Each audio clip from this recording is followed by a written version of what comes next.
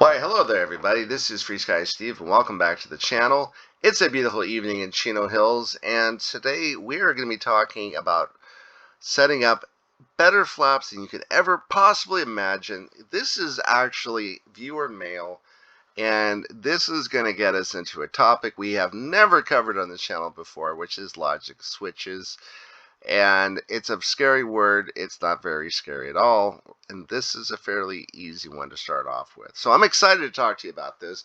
This was a message I got from Paul Pierce, and it wasn't my old buddy Paul Pierce from 20 years ago. This is a new Paul Pierce. It's really amazing to know that there's at least two Paul Pierces in the United States.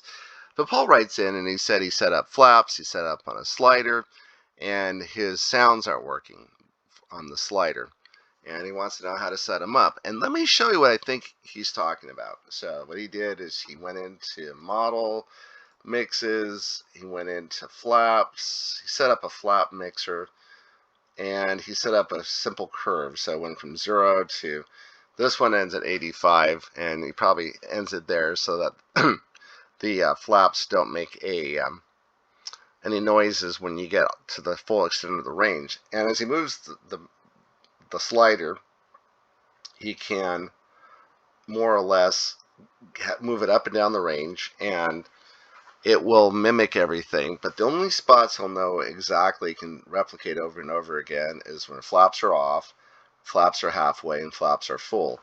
And because of that, that's like a 3-position switch. Everything in between right here, well, this is your best guess. All this is your best guess as well. And so this is how he has it set up.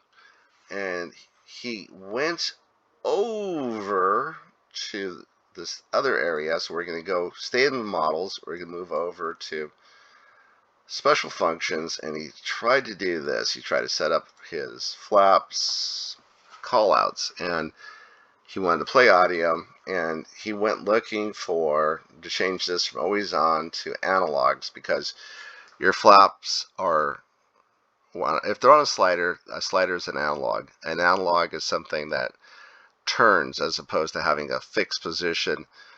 What it does is it rotates through -100 all the way to +100. And so essentially what it is, it's a 200-point switch. It's the best way to describe it.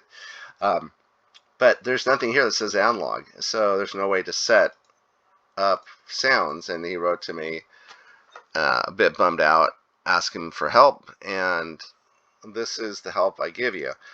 Sometimes FrSky Steve has to give you nothing but hard love, baby, and this is one of those opportunities where we go back to the mixer and I say, all right, we'll go back into what we were looking at before, and we're seeing, first of all, this is controlled by throttle.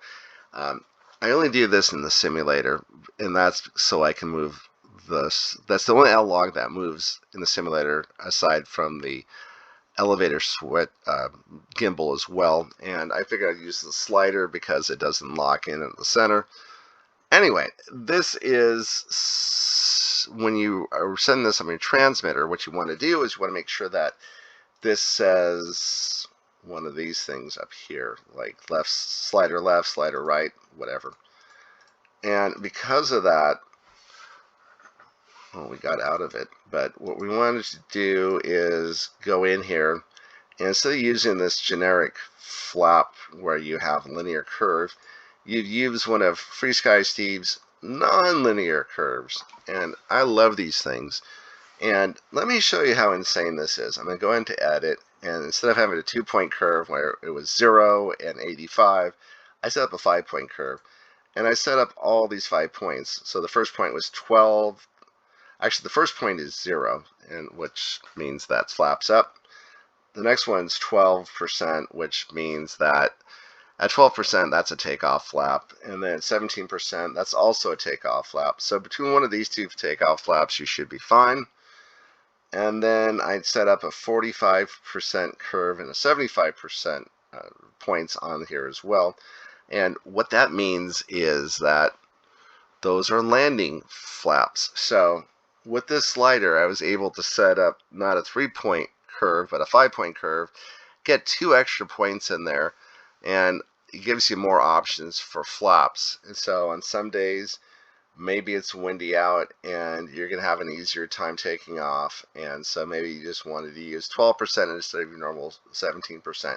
Gives you a lot of good options here. And same thing with landing. Maybe you're going slow enough that 45% flaps are good enough, and maybe you want to slow down hella fast and you can go up to 75%.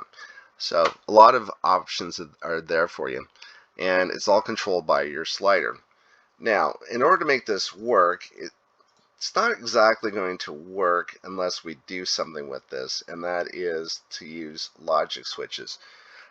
Okay, so this is a term where people start to freak out, start to tune out. Oh my gosh, this is scary. Logic switches. I've kind of heard of them before. What do they do? And you've actually used them for a number of years. Probably, I would dare say, all your life. If you were ever young and you turn on a timer so that a light would come on, that's a logic switch. So what it does is it doesn't turn on and off. What it does is you enable it, and then when a certain condition becomes true, then things turn on. So there's 2 parts to it. You enable it, and then a certain thing comes true, and then it will turn on. So it's like a light switch, but not really. It's kind of a time-delayed light switch is the best way to describe that. And what happens with those timers is that the light comes on at a certain time, and then it goes off at a certain time. So usually by morning it'll turn off, or maybe just late at night where people normally go to bed, it will turn off, and then it will work again the next day. So whenever the time gets to a certain range, which maybe is 8 o'clock at night till 11 p.m., the light turns on and it looks like you're home. Okay, and then if you have ever had a car that had the headlights off and the headlights on, and then there was like a third position, you weren't certain what it did, and you turn it on and you go outside and your headlights are off and you realize it's daytime, and you're like, oh, these are one of these sensor driven switches. So when it gets dark out, it will turn on the headlights, and so there's like a little photo cell that can read the light, the ambient light around, and realizes when it's in the dark and turns on your headlights. Really cool little feature to have.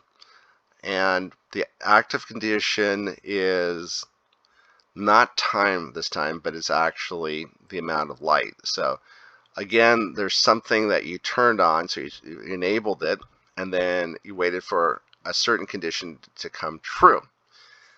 And that's how we work with logic switches. It's the same thing. Essentially, I'm going to show you one, and we're going to go into this one. I'm going to go edit, and I'm going to show you what this is. First thing I did, it gives it a name automatically, which is LS2, but I named it Flaps 1. And then I can go in here and I have to set the function, which is what is the thing that's going to activate this, and or what thing are we going to use in order to make this happen, and that is a range. So there's a lot of other functions we can use. A lot of these look like mathematical equations. We'll dig into those in other videos, but for this time we're talking about range, kind of like the timer range. Remember I told you there's a start time and a stop time? That was the active condition. Here the range is the position of the slider. When it gets to 11% and all the way through to 25%, this condition is true. But as soon as I move it off, like I just did there, then all of a sudden this condition is no longer true. It's turned red. If I turn it back on, it turns green. So another way to look at it is if I get out of here, you can kind of see it dance around. I'll move this down to here, and I will bring this down. You can see that as I go from one range to another, the flaps will get deployed into that position. Now, how is it calling out the voices? Well, once I set the logical switch up, all I have to do is go into special functions, and Here's one that's enabled. We'll go into here, and what we're going to do is play audio. The active condition is flaps 2. Where did that come from? Well, that came from here in the list, logic switch.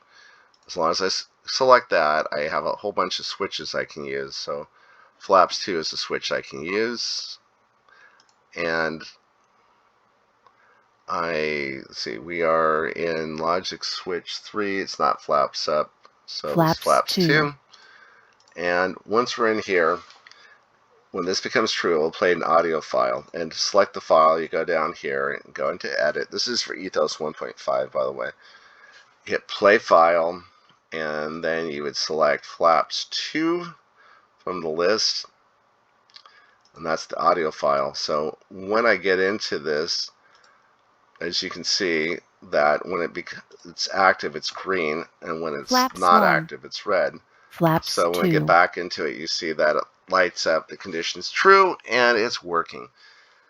And with that, you have yourself a nice little setup.